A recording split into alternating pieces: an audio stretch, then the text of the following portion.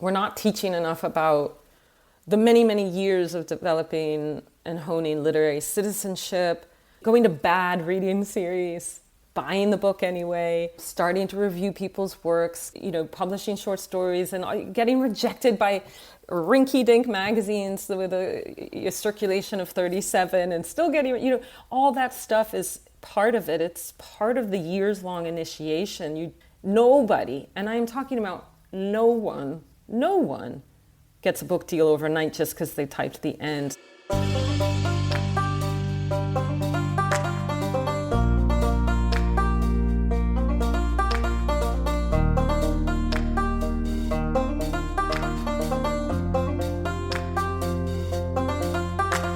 Welcome to The Book I Had to Write. I'm Paul Zakshevsky. This season, I've focused a lot on new memoirs, and one thing that's been really clear is that the landscape for publishing memoir looks really different than it did 20 and even 10 years ago. For one thing, most big memoirs these days are celebrity books, or they're often hybrid or memoir plus, meaning they're about subjects beyond just the writer's own life experience. This is especially true for books from the big five publishers. There's also just a lot of misinformation about how and why these memoirs sell, and what exactly publishers and agents are responding to these days. So I was pretty excited when Courtney Maum agreed to be on today's episode. Courtney is the author of 5 books, including 3 novels, as well as the memoir The Year of Horses. That was chosen by the Today Show as a best read for mental health awareness. It's a great read, and I highly recommend you find it. But Courtney is probably best known as the force behind Before and After the Book Deal, which is not just a book, but also a fantastic Substack newsletter. In fact, Courtney just hit 30,000 subscribers, which I think speaks to her amazing ability to intuit the exact pain points that many writers of memoir struggle with. I've watched her in many settings, including online workshops, and it really seems to me like she has an uncanny way of helping writers get right to the heart of their work. And she also has a knack for clarifying exactly what's going on with publishing today. In our conversation, we talk about 2 big issues that frequently get in the way for writers, and why it's important to publish pieces on your topic before you try to sell your book. That's especially true if you don't have a big platform yet. One last note. This is my last show for season 4, but I'll be back in a few months with a batch of new episodes. Till then, I hope you enjoyed the episode, and happy writing. Welcome, Courtney. I'm really grateful that you're doing the show today. Oh, it's my pleasure, truly. Happy to talk to you. So before we get started, I love to ask this question, since we're mostly going to focus on your work doing memoir and being a book coach, which is, why was Before and After the Book Deal a book that you had to write? Oh my gosh. Oh, I love that. I'm laughing because I had to write it, and so many gatekeepers told me, they didn't say not to write it, they said don't publish it. Why is that? Well, I'm going to forget your question if I don't answer it. So to first answer your question, I didn't only feel like I had to write it for myself. It was an outward-facing exercise to try and clear up some of the absolutely befuddling opacity in everything around publishing from a writer's perspective. So I came into this whole writing and publishing thing a little bit differently than those who are lucky enough to have like higher education. I didn't study English in college. I majored in comparative literature and French translation. And I ended up spending all of my 20s in France. I was not at all in a writing scene. MFAs were not at all on my radar. Somehow I managed to not even really know about them. I didn't do writing workshops, but I always wrote. And basically I ended up getting an agent and a book deal, frankly, through just hard work, not connections and stuff, because at that point I didn't have any. So when that first book came out, first of all, I had absolutely no idea what to expect. Nor did I know that I was lucky. I didn't know the amount of my advance. How did it compare to other people's? I was only starting to make writing friends at that point. I'd moved back to the United States. I didn't know that I had a lead title. It turned out I did. I just didn't know anything. And that feeling of not knowing anything, especially being clueless around etiquette and expectations and what was expected of me and what wasn't, somehow didn't dissipate. I found that the deeper I got in the publication journey, the more that there were expectations, the more I published, the more I knew about what I didn't know and what nobody knows until you know it, right? It's a little bit like birthing a child at that point, right? And because I'm sort of an outspoken person and maybe an oversharer, I was definitely, by that point, I'd made a lot of friends, thankfully, and, was quite social and in bars a lot. And people were, I'm trying not to use a bad word, speaking negatively about a lot of different publishing experiences they hadn't been prepped for. And I started realizing, like, I would make jokes, oh, we need a user manual. But then I thought one day, well, I should write the user manual. Nobody else has. And it won't be a memoir. It will be reported nonfiction. And I'll be kind of like a real estate agent guiding people through the condo or whatever, right? But in each room, we'll hear from other people, and not just, the standard trifecta of the writer, agent, editor, but also the foreign scout, the film scout, the talent agent, the translator, the copy editor, the voiceover actor who does your audiobook, right? So you hear from a whole stratosphere. But the more I talked about the book and I interviewed, people were I knew I was onto something when people the likes of Roxane Gay and Tony Doerr were answering my emails right away. Like, I would love to be interviewed, wow. Right? Garth Greenwell. Yeah. I knew then, if these people who are so successful and visible want to talk about this topic, I'm onto something. If these people are willing to talk about their disappointments and frustrations and petty little jealousies, like, I think I'm really onto something. And yet it sounds like you were told, like, this was a bad idea to publish this. The gatekeepers, I'm just going to call, agents and editors were worried for me. It came from a place of kindness. They thought there would be a lot of backlash. Who was I, a white woman coming from privilege, to write, to kind of be the spokesperson for this subject. But what I think they didn't realize, because the book didn't exist yet, we were kind of brainstorming, was that it was, like I said, right, this was to a certain extent going to be collective and quite a diverse book with a real inclusion, I hope, or at least aim for, of many, many different bodies, voices, experiences, socioeconomic classes, race, everything, I hope. The other thing that tipped me off to the fact I was really, really onto something was that the agents and editors were saying things like, what is this chapter? Like, get rid of this chapter about what happens if I die before my book comes out. No one wonders that. And I thought, oh my God. Everyone wonders that. And there were, in the editing and the kind of proposing of what the book would look like, the pushback to certain chapters made me realize, holy crap, there's such a disconnect between the neuroses of the writer and author and what the agent and editor thinks we're worried about. They are absolutely not on the same page. And another place where I felt I was right and they felt I was wrong was, I thought that a major part of the readership would be people who had already published and were disappointed or overwhelmed by how their debut publishing experience went. And I was told, like, don't flatter yourself. That's crazy. Only people in MFA programs or those who are looking to get published will read this book. It's not going to stretch beyond that. And that has absolutely not proven true. In fact, I feel like a lot of the fan mail I get is from people who've actually published 2 or 3 books and still go back to before and after the book deal during awards season or, whatever it is, to remind themselves that this is okay and that we all feel that way. And that's been deeply, deeply rewarding for me. Yeah, and just to that point, I know hopefully we'll get to your Substack in a little bit, but your Substack just achieved or is close to achieving a big milestone in terms of subscribers, and it's very connected to this book, of course. Yeah, named for it.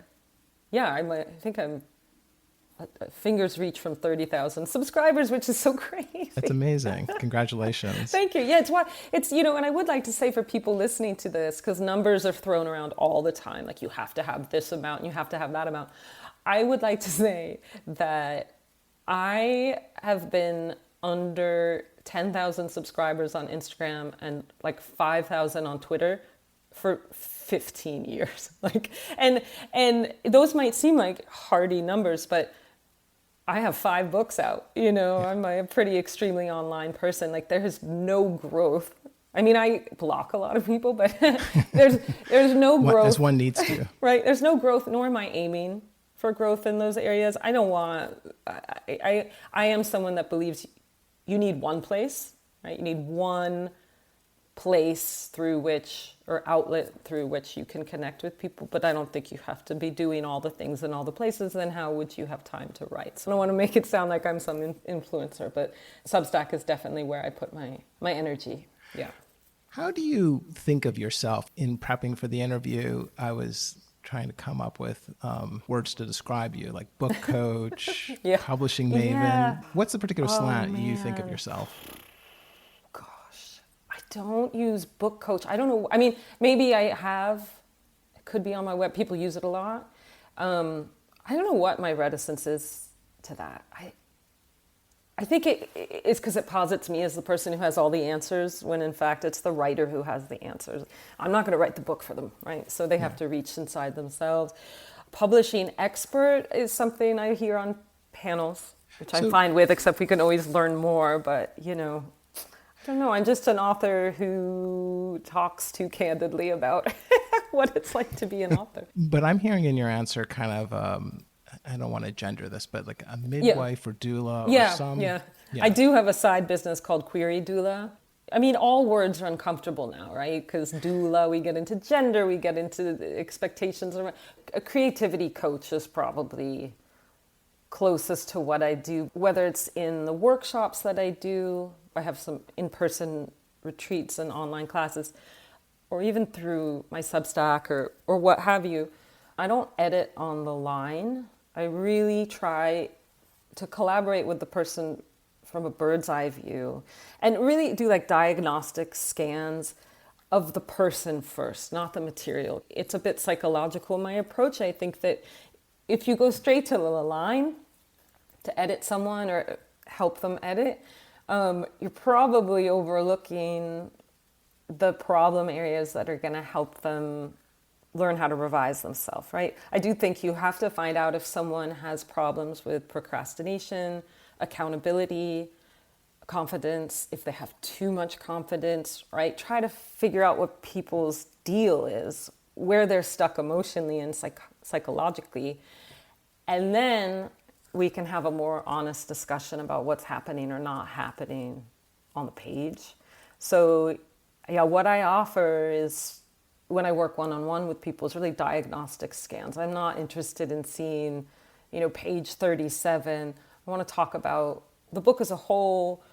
I lead people through. I have them put the cart before the horse and write the back jacket copy for their books. I have them write their book deal announcements. I have them write reviews of their own books, log lines, announcements about films, things we want. And it's not manifestation. I mean, it could be seen as that, but it's to help them get past what they've been instructed to want and figure out what they really, really do, right? Because in a publisher's marketplace announcement about your book deal, my gosh, what do you have? Like 111 words, it's so short.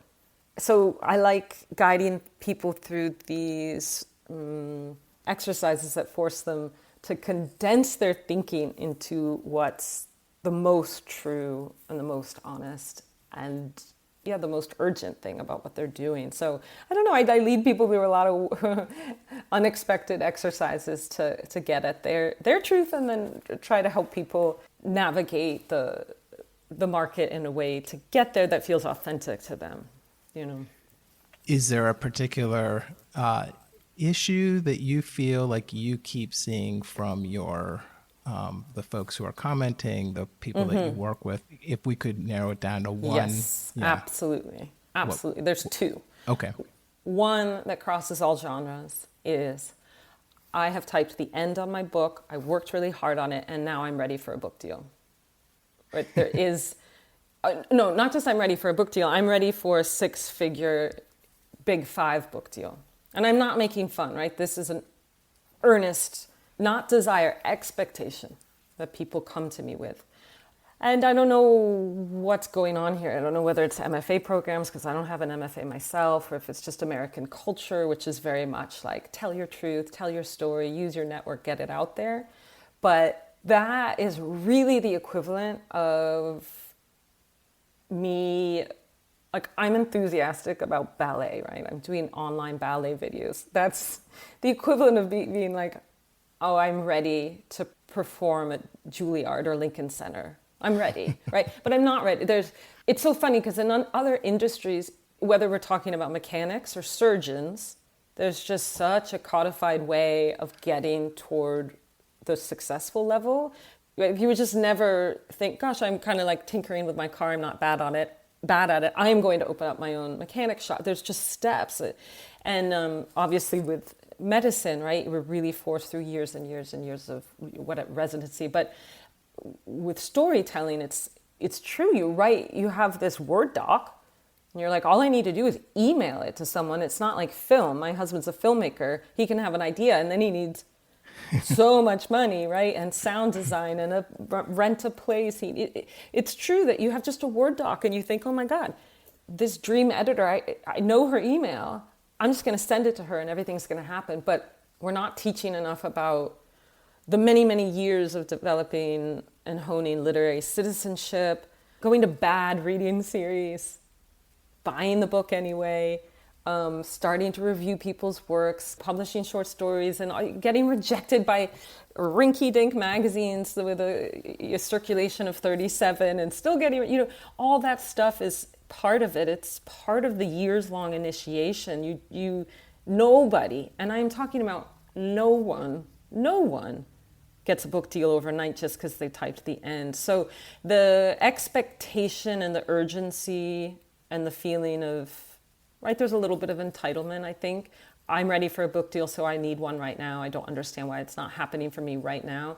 That I get a lot across all genres. And then specifically in memoir, the issue that keeps coming up, and I'm teaching a class on September 18th about this, is people aren't being taught that with memoir, whatever it is you're writing, it's ultimately more about the reader and what the reader's going to take away from their experience than whatever catharsis you experienced in writing the book. So a lot of memoirists are still at the catharsis stage and have not yet learned, and that's totally that's draft 1, 2, 3, 4, right? Everyone starts there. But the kind of varsity level move that is not necessarily being taught by everyone, I think, is then translating or editing that material toward a more general readership, away from yourself, basically moving away from a diary to a narrative is the number 1, 2, 3 problem I see in memoir.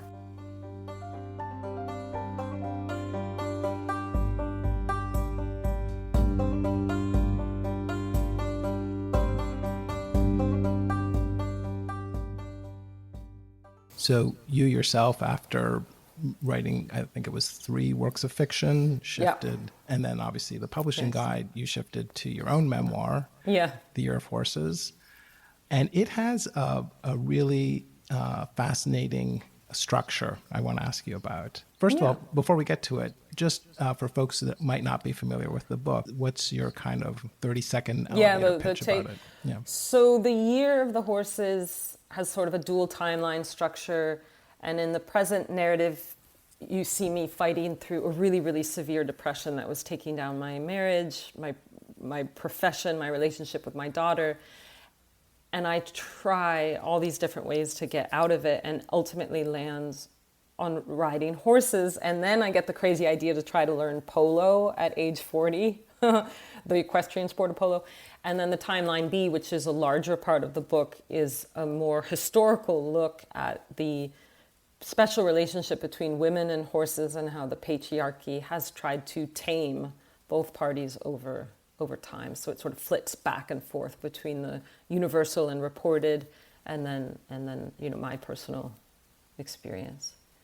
So as you were just saying, the book has these two timelines, and having read and heard you a lot, I know you're a big proponent of this. The double timeline, yeah. Exactly. The 3-act structure double timeline, or I may have it flipped around. Yeah.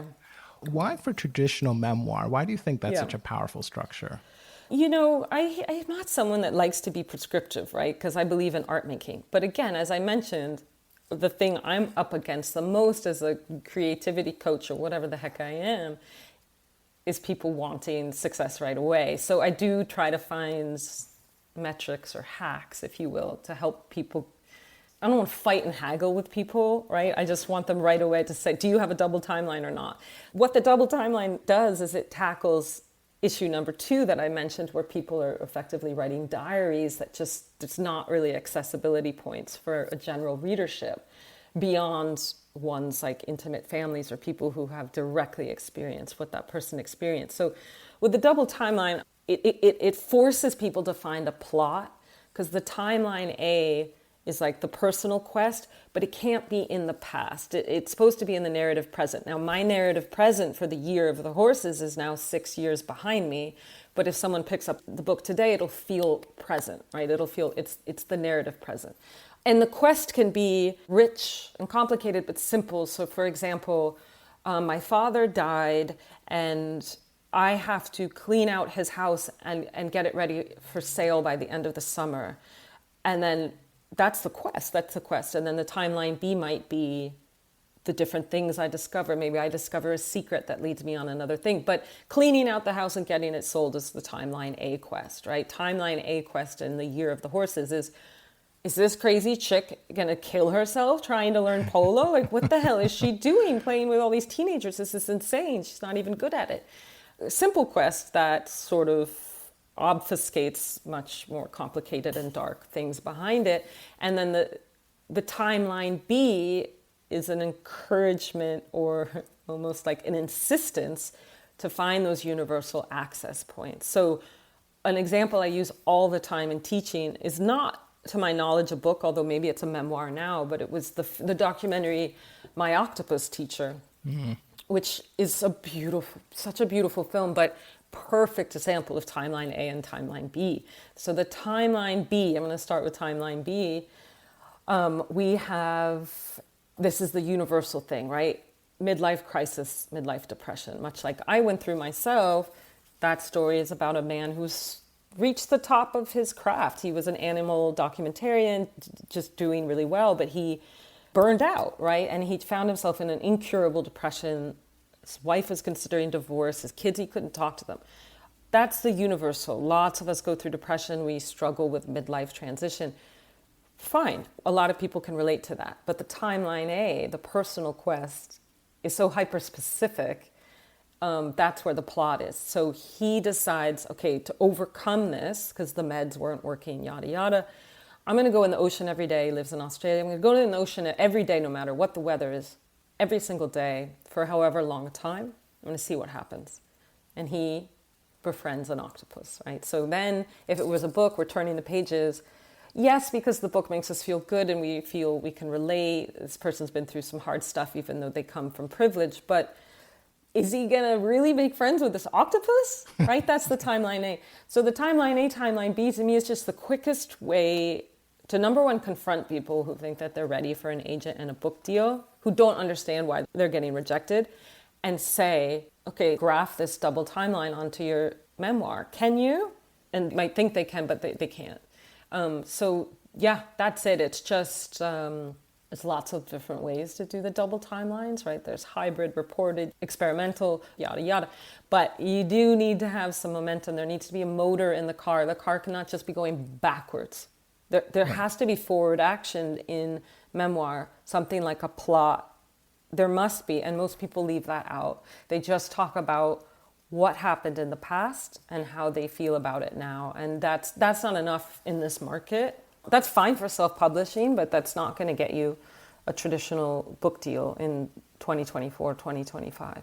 So to that point, folks often, I'm feeling like I hear this a lot in the last year or two, say post-pandemic, how, memoirs don't sell. You'll hear this just kind of in the zeitgeist. And then occasionally, like someone who heard that, her agent said, I don't represent memoir. What else can this be? So, but you just did this great workshop with Jane Friedman over the summer, right? It's great, on hybrid memoir. Exactly. You said the question, does memoir sell, is not helpful. How to get a memoir deal is. Or why are you being ghosted by agents? What's wrong with your memoir? Because what the hell? Memoirs sell. Of course they sell. My gosh, go into an airport. Like, memoirs sell super well. Now, is it hard to get a book deal for memoir right now? Yes. Why is that? Well, partly because lots of people had extra time during the pandemic and sat down and wrote about really, really difficult things that had happened to them, and then typed the end, and as I said, expected a book deal to come. So the agents are flooded with queries on difficult subjects. So, people forget this, but editors can only take so many books a year, and agents can only take so many clients. So if an agent is going to take, let's just use the number six new people every year, first of all, if they even represent memoir, they're not all going to be memoirists. And even if only half of them are memoirists, they're not going to take 2 people doing the same thing.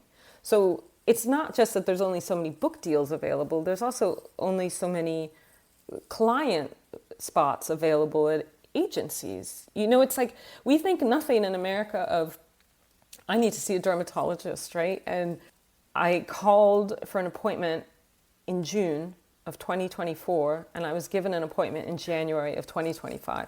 And in my American brain, I'm like, well, that tracks. I mean, that's just how things are. But yet, when we start querying, we're like, I suppose somewhere in the back of my lizard brain, I know that like 100,000 people are also writing, not 100, but probably 7,000 people are writing this agent. But I'm just thinking about my email, right? I just like, that's my spot. I want the spot. I feel I deserve the spot. So, yeah. And that's a reason why you say it's especially tricky for categories like trauma, illness, and recovery. Does that sound right? Yeah, because unfortunately, there's 2 things, right? And I do want to state, these are not necessarily my beliefs. I definitely am someone that thinks you're going to write about something underreported like birth trauma, pelvic pain, right? That there's an audience for that. I'm not an agent and I'm not an editor, but it's just a non-negotiable truth that agents can only take so many clients who are writing about really tough topics. And of course, they're going to lean toward the clients who are experts in their field. So if there's a doctor who treats pelvic pain and then started experiencing it for herself, kind of late onset, an established doctor, that person's going to have a better chance than, I don't know, someone who works in real estate in Ohio and is just writing this book on the side. It doesn't mean one is more valuable than the other. It's just that there's a path to market that's a little bit more built in, right, with someone who has established expertise. And then the second point is that, we've got at this point, my God, like a tough 10, 15 years behind us. Just like things are hard. There's trauma everywhere. And so the market does bear out that, with the exception of sort of celebrity memoirs like Spare, by Prince Harry, people want stuff that's either uplifting or funny or just such an unusual story that it's inspirational. And the books that are really relatable on topics that aren't spoken about enough, that could be domestic violence, sexual trauma, the list is long. I think that right now the time for those books to really find their people is more in self-publishing and hybrid publishing. I've self-published in the past. I'm very, very pro self-publishing, especially, God, when you sit down and look at the royalty system for authors, it's highway robbery. It really is. And people don't hear enough about how few copies they sell. Like right now in 2024, I'm not talking about Emma Straub, like household names. I'm talking about debuts, regardless of genre. Often it's under 2,000 copies and they don't get beyond that. And I have talked with memoirists, especially, who sold 5,000 copies during the pandemic, and they had hired me because they wanted a strategy to next time publish with the big five. And I was like, keep doing what you're doing. Yeah. Those are amazing sales. And I totally understand it. I am very happy to have an agent and an editor myself. I understand the ego attached to having a traditional book deal, an agent. But we live in a capitalist society, so it is sort of funny that there's not more support for self-publishing, right? Where you get to hold on to almost all your proceeds. And the good thing about social media is if you do decide to self-publish, it's difficult, there's a lot to do, distribution is really, really hard, but you get to own your audience, you get to build platform the way you want. If you don't want to go on TikTok and make dance videos for HarperCollins, you don't have to. Yeah. And maybe you only sell 950 copies of your book, but each of those 950 people are deeply invested in your work. They're going to follow you. They're going to buy what comes next. You don't have to send email blasts to every single person. You know what I mean? Yeah. It doesn't have to be forever. Look at Colleen Hoover. Right, Say what you want about her, but she is an inspiration in terms of pivoting back and forth from self-publishing to traditional publishing, because she started off her career rejected at every single, entrance point, self-published, and then experienced extraordinary success. And now sometimes she's like, I can make millions with this book and go with this publisher, but this one I want to do on my own. It was fun. So she pivots back and forth. It's not the same comparison, but I pivot back and forth between, I'm fortunate enough to be able to do so, or I hope I can continue to do so, between the big five and independent presses, because, to the disappointment perhaps of my agent, I write in different genres and I write in somewhat different tonalities. And so I don't have that kind of catalog where everything can go with one house. There's some books I think of as my tin house books that are more artful and experimental a little bit. And then books I think of as my commercial books, which are often usually with Penguin Random House, poised for a larger audience. And that's really satisfying to me.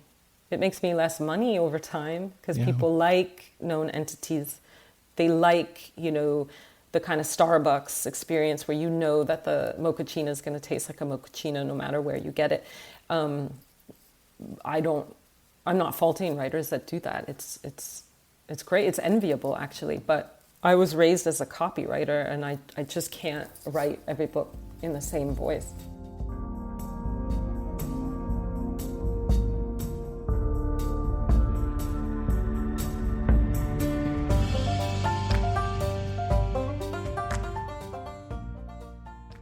You often suggest for folks who feel like these are my words, want to kind of put heat on their project, especially if they don't have a platform already, that they try and place what you call off the book pieces. Yeah. Can you say more about that? Yeah, for sure. Querying takes so long that one of the best things you can do while querying and while you're waiting is start pitching and publishing these off-the-book pieces, which regardless of genre are normally always nonfiction, short essays, listicles, profiles of other people, anything that's dancing with the subject of the book you're trying to get a book deal for, that's not overt self-promotion, right? And you want to become discoverable, right? Your query letter's been in the slush pile so long that by the time the agent finally reads it, they Google you and they're like, oh my gosh, wow, this person wrote me about pelvic pain and they just published in Psychology magazine. And oh, look at that. They have something in the cut. Oh my gosh, amazing. I didn't think that there was a path to market, but they're showing me that there is. I mean, I always say you're going to get a lot of no's, so try to find ways to turn them into yeses, right? So if someone's saying to you, like they did with me for before and after book deal, I know you're overestimating the market. Okay, well, let me go prove to you that I'm not. So one of the things I did was I wrote a kind of an expose for BuzzFeed back when BuzzFeed was, a very hot place to publish. They give it a clickbaity title, so I think it's something like "The Debut Experience is Not All It's Crap," whatever the hell it is. But it was about how the smoke and mirrors, like how everything looked like it was going gangbusters for my book, which it was, right? But for me, I was a mess and felt jealous and unconfused and petty and spiraling out of control. And that got a lot, it went viral, right? So that was an argument for. And also, the way I structured that book was an argument for. It's one thing to say, hey, I have this idea. It's another thing to say, I've got Roxane Gay, Cheryl Strayed, Emma Strout. We've got all these people on board. Yeah. I don't think I had Cheryl Strayed, but you mentioned her. Right, yeah, but I've got these people, and we're not talking about blurbs. They're actually going to be they're going to contribute original material to the book. So there's an argument right there. So you don't want to fight with editors, right? You don't want them to email you a rejection or agents and then fight back with them. No, you want to get out ahead of any hesitations in your query letter or pitch, right? So while you might be thinking, I'm just going to continue using pelvic pain, okay? While you might be thinking that this is a very niche topic, not only do 75% of whatever the stats are, but my recent acceptances in X, Y, and Z magazine and my upcoming appearance on such and such a podcast prove that, right? Yeah. So you have to not only advocate for yourself, but set yourself up for success and override the hesitations that you know that you're going to get. And you know that you're going to get them because you've already gotten them, right? You usually start refining your queries and pitches from a place of rejection, right? That's why you should never query blast and send out 60. Yeah. You want to start small so that you can get rejected and then understand, okay, I need to fine tune a little bit. Totally. Yeah. I wanted to ask you, just for the last part of this interview, so you have this guide, and of course you have this very successful Substack, both the same name, before and after the book deal. How do you see the Substack as kind of relating to the book? What's the relationship feel like to you? Because I assume that the Substack has kind of taken the bones of the book and kind of run with it in some different directions. What does that look like for you? So first of all, it's like a continuation of the book, because I've been in discussions about doing like a 5-year anniversary edition or maybe a 10-year, and I hope that we do get to do that because I can include more up-to-date material. But publishing takes a long time, right? So the amount of time it would take me to broker an anniversary book deal, include new information about Substacks or proposals or things that are not in the book that I wrote in 2019, it would take so long and so much back and forth. Whereas with an hour, right, I can put a post together on best tips for writing newsletters and have it out to a great deal of people. It's almost like an endless Q&A session, right, for the book. And then I'm really, really generous with my paid subscribers. I give them personal feedback. We have pretty involved dialogue. Sometimes I even get on the phone with these people. I love them. I really love them. They're making my life possible, so I feel deeply, deeply grateful, and I want the best for them. And I think it's definitely a continuation of the tone, which is candid and accessible and funny, but heartfelt. And then it's basically become my life's work. I really, really care about treating artists and creative people with respect. I've been very fortunate to have wonderful publishing partnerships, but the industry as a whole does not respect writers. They are making all the money off of our backs. On the royalty rate, it's just criminal that it's as low as it is. And especially now, we are expected to do all this work that publishers, that's the whole reason you got a publisher before, right? So that they would give you a publicist and a marketing department. And now we have to be event managers, social media strategists, brand strategists, and we're not getting paid extra for that. If anything, we're getting paid less, right? And so we're being month to month expected to do more work for less. We do not get health insurance. We have no job protection. We don't know. I mean, job protection, you get a book deal, the book's supposed to come out, right? But things happen. Yeah. And we have no stable income. Can't control whether the book sells or not, especially in this wild world. Every single one of my books, post my first book, has come out on like a god-awful date. My memoir came out on the day that Roe v. Wade was overturned. Before and after the book deal came out during the pandemic. You know, I could go, Touch came out when Trump was elected. Like, I've had a kind of a hard go of it, but that's never going to change. So, yeah, it is a form of activism, I think, what I do in the Substack. I want to work with the system, definitely, because I've enjoyed... I'm not going to sell books out of my garage, you know, right now at least. I value my free time, what little of it I have. But I like work. I've worked with such talented editors. There's people out there who are very good at their jobs in publicity, agenting, what have you. So I want to work with them, but I want more respect for authors. I am in no position to make this happen. Stephen King is, and he just made it happen for himself, but like definitely on board with joining people to scream for a higher royalty rate, especially at the ebook level.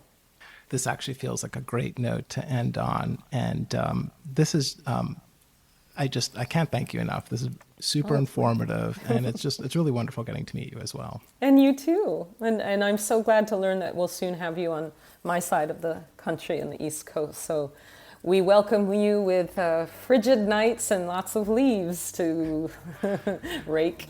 Yeah, well, I'm looking forward to the second. I don't know about the first. You've been listening to my interview with Courtney Maum. I'm Paul Zakrzewski. If you enjoyed the show, then I hope you'll subscribe in Apple Podcasts. I'm always grateful for reviews and for sharing the show with friends. To get show notes and a transcript delivered to your inbox, please subscribe to my newsletter, The Book I Want to Write. That's bookIWantToWrite.substack.com. Every couple of weeks, I publish short essays about writing mindset, developments in publishing, some personal essays, and much more. If you're working on your own book you have to write, or you want to get started, maybe I can help. Find out more about me and my book coaching at bookiwantowrite.substack.com. That's bookiwantowrite.substack.com. And thanks for listening.